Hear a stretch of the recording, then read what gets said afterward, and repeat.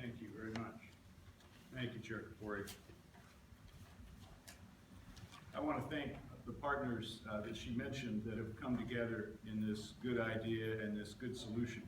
And partnerships really make a difference. It's how we get things done in this community, and this is a really great example.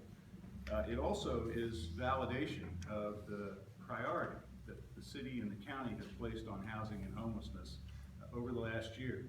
I think it's important to review some of the things that we've done.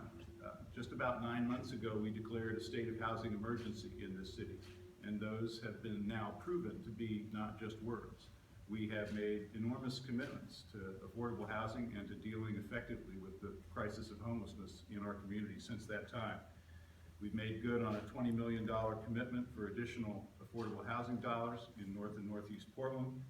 We've also put $30 million into the city's general fund budget this year towards housing and homelessness, and committed $340 million of urban renewal money to affordable housing construction over the next decade.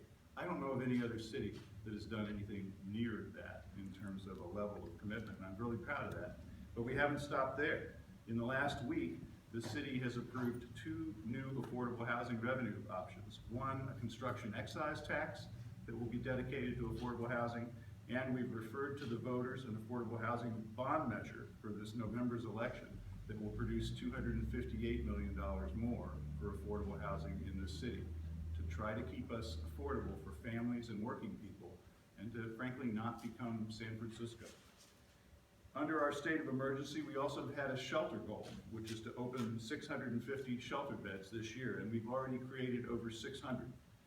We've made a successful transition from the Sears building as a temporary shelter to the Peace Shelter as a temporary shelter, and now with this facility, the Hansen shelter, as Chair Kapori said, adding 200 more shelter beds to our system. We housed all of our community's homeless veterans in 2015. Nearly 700 homeless veterans are now in permanent housing. So we've made a lot of progress, but there's more in the works. There's a lot more shelter coming, and again, through these partnerships, the city-county partnership on the St. Vincent de Paul site in Westmoreland that'll open in September, and Rose City United Methodist Church is doubling their commitment of beds for homeless veterans from 13 to 25. So I'm really proud of the progress that we've made. And you know, sometimes people criticize government, and there's a phrase that you sometimes hear where people say, oh, it's not my department. Homelessness isn't my department. Well, this is a case where a whole bunch of people said, actually, it is my department.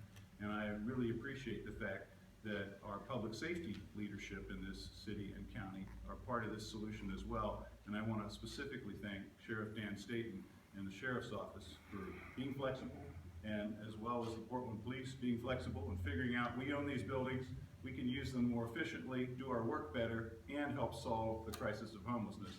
So thank you, Sheriff Staten.